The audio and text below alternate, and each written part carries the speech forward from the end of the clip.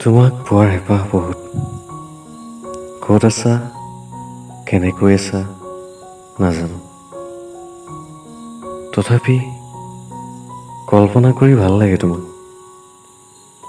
উজাগৰে নিশা, নীৰৱ হৈ থকা পৃথিৱীখন আৰু আকাশত জন্তু, যাৰ পোহৰে তোমাক মোক পোহৰাব। কিমান ভাল লাগিব ন, যেতিয়া নীৰৱ হৈ থকা পৃথিৱীখনত তুমি মই সাৰে থাকিম, মনৰ কথা পাতিম।